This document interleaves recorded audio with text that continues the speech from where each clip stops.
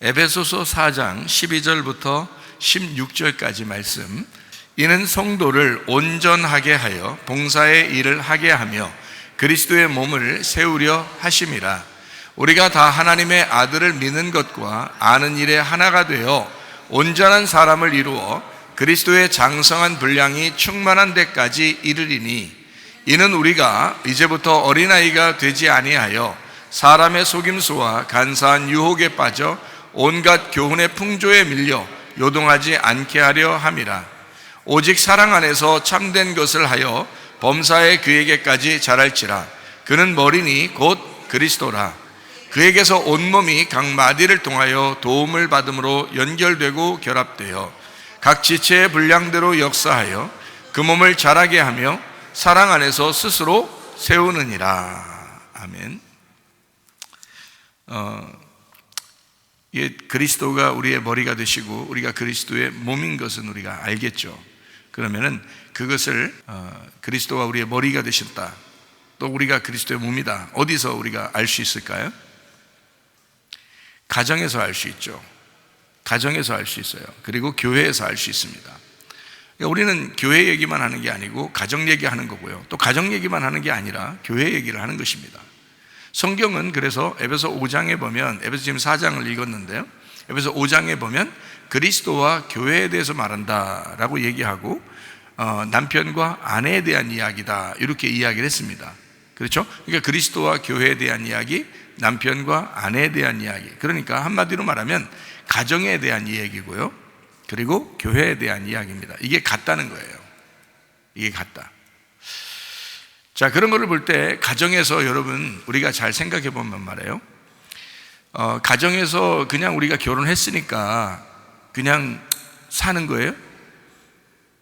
저는 그렇게 보지 않습니다. 교회에 왔으니까 우리가 그냥 교회 생활하는 거예요?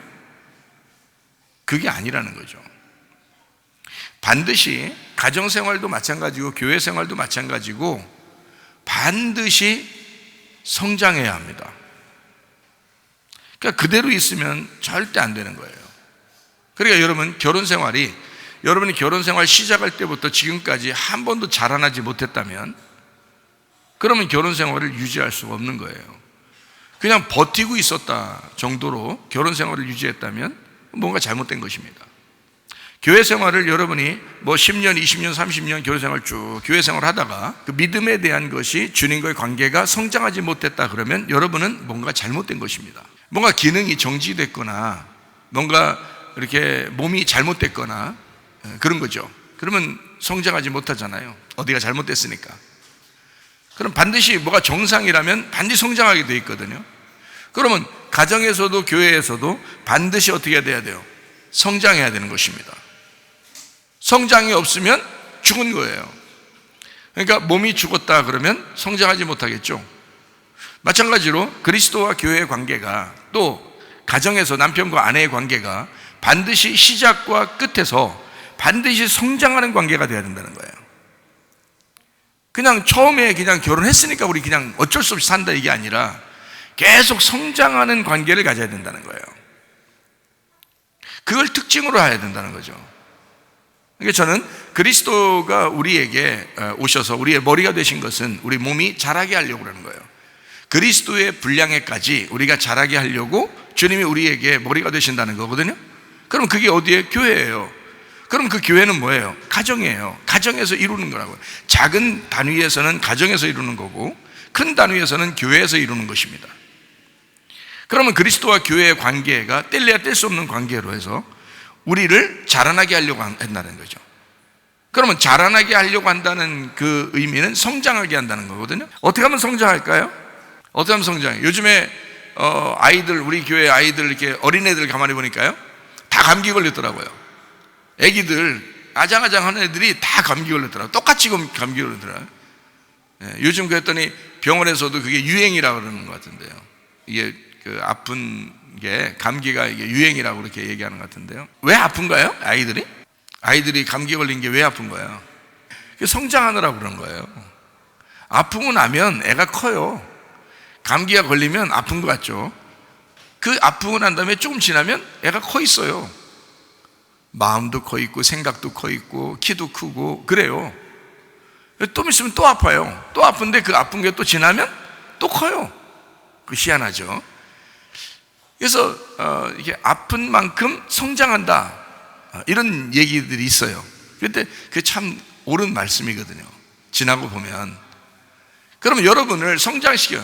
자, 가정에서도 성장하지 않으면 안 되니까 남편도 성장해야 되고 아내도 성장해야 돼요. 교회에서도 다 성장해야 돼요.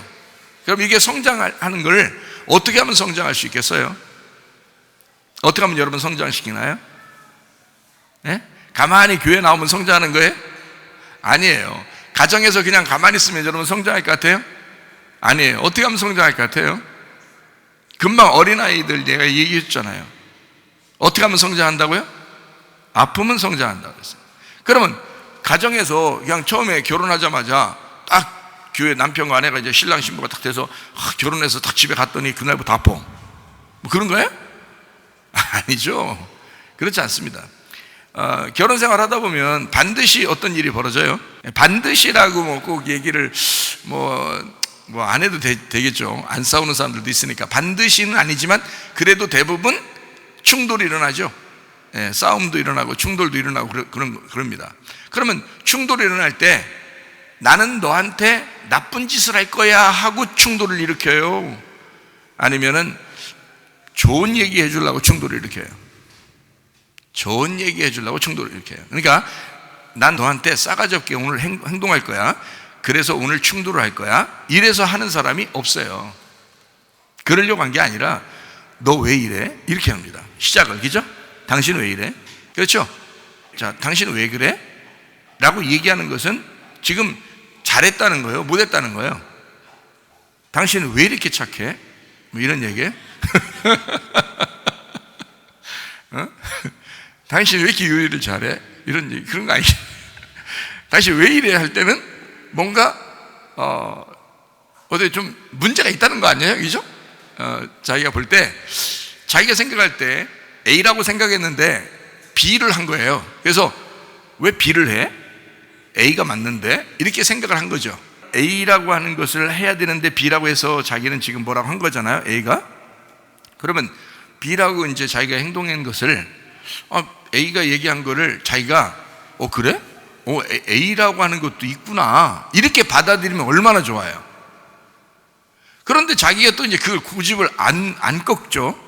왜? 어때서? 이렇게 나온단 말이에요. 자, 왜 이래? 그랬더니 뭐가? 내가 뭐 잘못했는데? 이렇게 되는 거죠. 그러니까 이쪽도 별로 자기가 생각할 때 잘못된 게 없다고 생각되는 거예요. 자, 이쪽도 자기가 잘못한 게 없다고 생각하는, 자기는 지금 잘하려고.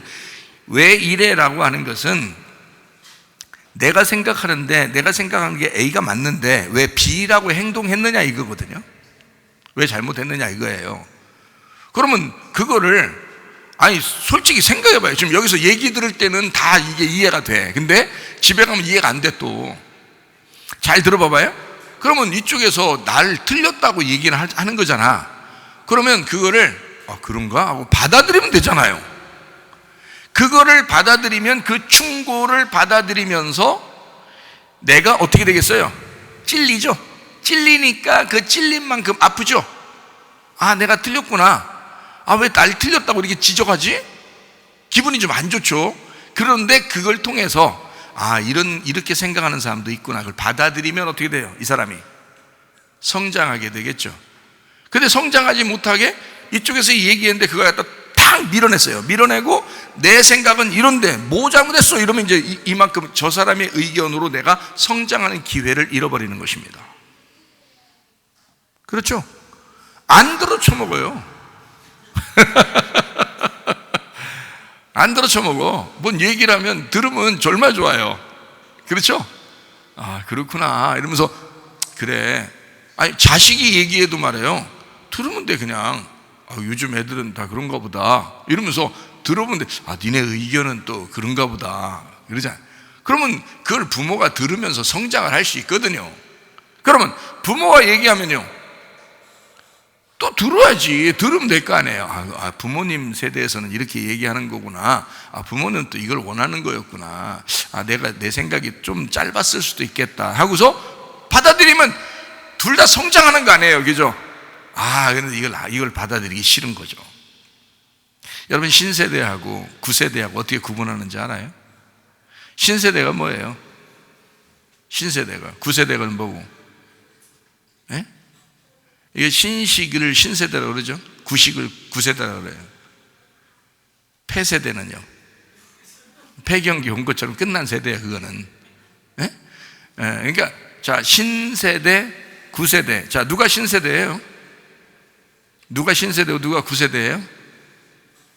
여러분, 지금 여기 나이가 결혼하고 이제 머리가 희끗희끗하고 이런 사람들은 다 무슨 세대예요? 본인이 스스로 구세대랴. 본인이. 누가 제가 지금 구세대라 했어요? 지금 누가 구세대인지 얘기는 안 했잖아. 안 했는데 자기가 구세대요 이런다고요. 왜? 자기는 구세대 같은 거야. 자, 머리가 희끗희끗하고 지금 이런 사람들이 제가 볼 때는 신세대예요, 이분들이. 그러면 지금 젊은 애들, 사춘기나 이런 애들 있잖아요. 뭣도 모르고 그냥 막 생활하는 애들, 이런 애들은 뭐예요? 걔들은 구세대야. 걔들은 그 고리타분한 거예요. 이게 고집이 있다. 그래서 고리타분한 거거든요. 고리타분한 그 신세대 애들이라고 자기가 스스로 착각하는 거, 그게 구세대예요. 지금 자기가 나이가 먹고 나는 구세대일지 몰라, 나는 구세대인가 봐, 이게 신세대예요. 자기를 벌써 알아보잖아. 자기를 알아보는 게 이게 신세대라니까. 자기를 몰라보면 그게 구세대예요. 그렇죠? 잘 생각해 보시라고, 그죠? 그러면 신세대와 구세대를 어떻게 구분하냐? 자, 잘 들어요. 반대 얘기니까 잘 들어요. 반대 얘기인데, 근데 그게 이제 어떻게 된 얘기인지를 한번 잘 들어보라고요. 자, 구세대는 경험을 못 해본 거예요. 이 세상을 아직 살아보질 못했어요. 그러니까 앞으로 살아가야 될 것이 어떻게 전개될지를 모르고 지금 생활하는 거예요. 그러니까 이게 고리타분하게 막혀 있어요. 그래서 어떻게 해야 될지를 모르는 거예요. 경험이 없으니까 무슨 문제가 생기거나 자기에게 어려움이 딱 닥치면 당황하는 거예요. 이게 어떻게 할지 모르니까, 경험이 없으니까. 그런 걸 뭐라 그러냐면 꽉 막힌 구세대라 그러는 거예요. 그러면 신세대는 뭐냐? 뭘 어떻게 되겠지? 이럽니다. 이 어떻게 되겠지가 왜 그러냐? 경험을 해보니까, 이제까지 살아보니까 어떻게 되고 이렇게 되는 거. 그냥 그 이제 어떻게 헤쳐나갈 길을 안다는 거예요. 어떻게 하면 마음 편안하고 어떻게 하면 살아갈 방법을 알았다는 얘기야. 그거 뭐라 그래? 신세대야. 새로운 세대라 이 말이야. 이게 점점 경험을 할수록 자기가 깨진 거예요. 그래서 어떻게 생활하는지가 열린 거야. 이게 다시 말하면 성장한 거라 이 말입니다. 성장했다. 근데 어떤 사람은 성장하지 못해요. 그냥 그대로 있어. 성장하지 못해서 결혼 생활도 내내 그냥 그렇게 생활하는 거예요. 또 내내 치킨 얘기를 했네. 결혼 시작할 때부터 계속 치킨만 먹어, 둘이. 계속 그렇게 살아. 근데 어떤 사람은 막 성장을 해요. 피자도 먹고 햄버거도 먹고 밥도 먹고 막 된장국도 먹고 콩나물도 같이 먹고 이러면서 막 천사와 같이 먹는다고 생각을 해요. 자, 어떤 사람이 자기를 사랑하는 거예요? 여러분, 아내와 남편 둘이 결혼할 때 너무너무 사랑했기 때문에 결혼한 거예요. 그렇죠? 그리스도와 우리가 너무 사랑하기 때문에 결혼한 거예요. 그러면 진짜 사랑한다면 여러분, 어떤 마음을 가져야 진짜 사랑하는 거예요? 사람들이 잘 모르더라고. 어떻게 사랑하는 건지, 어떤 마음 가지고 사랑하는 건지 잘 모르더라고. 어떤 마음을 가지고 사랑하는 거냐면요, 이 속에서 질투심이 많아야 사랑하는 거예요. 질투심이 많아야 그게 사랑하는 거예요. 질투를 할 수 있을 만큼 이 속에서 복받쳐 올라와야 그게 사랑이거든요. 그게, 난 성경을 보니까 성경에서 하나님이 그런 사랑을 가졌더라고요. 그래서 하나님은 질투하시는 하나님이다, 이렇게 말하신 거예요. 자기는 사랑을 안 뺏기겠다는 거예요. 자기는 그 사랑을 안 뺏기겠다는 거야. 그게 질투의 사랑이에요. 하나님의 질투의 사랑. 그 질투를 다른 말로 말하면 열심이라고 그럽니다. 하나님은 열심이 있는 사랑이다. 열심히 사랑하는 거예요. 가정에서도 교회에서도 주님과 나와의 관계, 가정에서는 남편과 아내의 관계, 이것이 질투의 사랑을 가지고 있다. 그러면 서로가 어떻게 하겠어요? 받아들이겠죠. 무슨 얘기를 해도 받아들이는 거예요. 질투의 사랑을 가지고 있습니다. 너무너무 사랑하니까. 그래서 그 사람이 자, 나를 성장시켜, 나도 저 사람을 성장시키는 거예요. 그래서 부부가 가장 성장시키는 거울이라는 거예요. 가장 질투나게 만드는 것도 남편과 아내고요. 그렇죠? 그리스도가 나를 얼마나 질투하셔. 그럼 반대로 여러분은 왜 이렇게 질투를 안 해? 그리스도를 안 사랑한다는 얘기예요. 그리스도의 사랑을 내가 뺏겼다 그러면 그건 안 사랑하는 거야. 그리스도의 사랑을 내가 독점해 올 수 있어야죠. 그러면 내가 사랑하는 거란 말이야. 근데 그리스도는 나를 그렇게 사랑하는데 나는 그리스도를 그렇게 사랑하지 못하는 사람들이 꽤 있다는 거죠. 무슨 말인지 알겠어요? 자, 남편과 아내가 똑같아요. 남편과 아내가 남편을 그렇게 사랑하고 남편이 아내를 그렇게 사랑한다. 그게 진짜 사랑이다. 그러면 저 사람을 통해서 나를 보는 거울이 돼야 되고, 저 사람을 통해서 나를 보는 거울이 돼야 되면 그 거울이 나에게 뭐를 알려줘요? 거울 왜 봐요? 오, 잘생겼는데 오늘 이뻐. 오늘 이뻐. 자, 그렇게만 보나요? 거울을? 혹시 내가 세수 안 한 것처럼 보이나? 뭐가 묻었나? 거울을 그렇게 보는 거거든요. 가정에서, 교회에서 여러분에게 충고하는 것이 진짜 사랑이라는 얘기야. 충고하는 것이. 여러분, 남편과 아내가 진짜 사랑하기 때문에 충고합니다. 교회에서 목사가 여러분을 충고하는 것도 사랑하기 때문입니다. 주님께서 우리를 충고하시는 것도 사랑하기 때문일 것입니다. 질투하기 때문에 그 사랑을 표현하는 거예요. 주님께서 자, 너희가 왜 나만 사랑하지 못하느냐라는 얘기예요. 그걸 계속 쫓아내면서 얘기한다고 생각하면 우리가 그 예수님을 정말 귀찮아하겠냐고요. 귀찮아할 만큼 그렇게 쫓아내면서 우리를 네가 나만 사랑해야 되는데 라고 계속 얘기한다면 그 주님의 사랑이란 말이에요. 주님의 질투라고요. 주님의 열심이라고요. 그게 남편과 아내는 그렇게 사랑해야 하는 것입니다. 그렇게 사랑하겠다고 결심하고서 결혼을 시작해요. 결혼 시작하고서 어디서 그런 사랑이 있었는지 내팽겨치고 대충 살아요. 그건 아니잖아. 실제로 충고할 수 있는 사람, 그게 사랑이에요.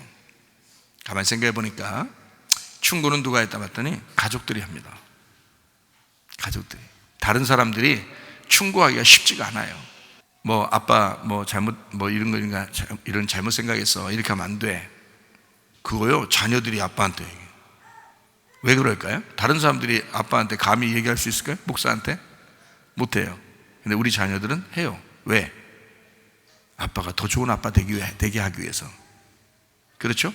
아빠 좋은 아빠인데 더 좋은 아빠 되려면 이렇게 해야 돼. 그렇게. 그럼 아빠는 뭐야? 다른 왜야? 이렇게 안 한다고요. 저는 그냥 받아들인다고요. 듣는다고 그냥. 아, 그래? 아빠 고칠게. 웃으면서 고친다고. 그럼 또 아빠 웃었다고 또 그냥 이거 그냥 넘어가려고 하는 거 아니냐고. 근데 진짜 웃으면서 고치고 싶은 거예요. 그러면 자녀들에 대해서 누가 얘기해 줘요? 아빠가 얘기해 주는 거예요. 자녀들에 대해서 아빠가 얘기해 준다고요. 왜? 다른 사람들한테 그렇게 우리 교회에 있는 청년들이나 학생들은 제가 혼내기도 하고 얘기도 하고 그러지만 다른데 어디 가서 내가 지나다니는 사람들 불러다 놓고 너 이렇게 얘기 안 합니다. 네, 큰일 나요. 요즘 그렇게 하면 큰일 나. 그렇게 안 해요. 자식에게만 하는 거예요. 그렇게 충고하는 거예요. 그럼 그 자식이 그 충고를 받아들이면 어떻게 해요? 거울을 보는 것과 같죠? 그 충고를 받아들이면 성장하는 것입니다. 남편이 아내를 충고하고요, 아내가 남편을 충고합니다. 근데 기분 나쁘죠? 그게 듣기 싫죠? 왜? 자기가 그걸 받아들일 마음이 없는 거예요. 근데 그걸 받아들이면 반드시 성장합니다. 충고를 받을수록, 그게 찔릴수록 성장하는 것입니다. 그러니까 자꾸 충고를 받으시라는 거야. 충고를 받으시라는 거야. 말씀으로도 충고를 받으시라는 거예요. 가정에서도 충고를 받으시라는 거예요. 그게 왜 못 받아들일 일이냐 이거야. 받아들이라 이거야. 왜 짜증나고 왜 그게 승질날 일이냐 이거야. 받아들이면 되는 거 아니냐. 뭐가 그렇게 어렵냐 그게. 그의 힘들지만 그런 과정을 통해서 성장해야 한다면, 어린아이가 감기가 걸려서 그 다음에 또 성장해야 한다면 그 감기는 걸려줘야 된다는 얘기입니다. 마찬가지로 남편과 아내가 그리스도와 우리가 충고하기 시작하면 그 충고를 받아들여야 된다면, 그래야 성장해야 된다면 받아들이라 이 말이에요. 그러면 아프지만 성장한다. 결혼 생활이 성장하지 못하기 때문에 맨날 치킨만 먹고 앉아있다. 내내 똑같다. 네? 그렇게 앉아있다. 성장해야 된다. 교회 생활도 마찬가지예요. 10년, 20년 막 교회 생활 엄청나게 뛰어야 막 권사님, 장로님 막 다 대도 있잖아요. 참, 보면 형편없는 사람들 많아요. 자기 고집대로, 자기 성질대로 사는 사람이 한두 명이 아니에요. 그건 그냥 교회를 오래 다녔는데 아무도 그 사람을 사랑하지 않은 거야. 교회를 오래 다녔는데 아무도 그 사람을 사랑하지 않았어요. 그래서 성장을 못한 거예요. 그냥 어린아이로서 그냥 교회 생활하고 그게 끝까지 지금까지 온 거예요. 몇십 년을 성장하지 못한 거예요. 아파 본 적이 없어요. 교회 와서 다 자기가 어른인 것처럼 한 거예요. 사람들이 다 자기를 위해 주는 거, 그렇게만 사는 거예요. 우리 교회는요, 분명히 아시기 바랍니다. 겸손한 사람에게만 하나님이 은혜를 베푸십니다. 그러므로 교만한 사람은 우리 교회에서 반드시 꺾어줍니다. 나이에 불문하고 교만한 사람은 반드시 꺾어줍니다. 제가 살아있는 한.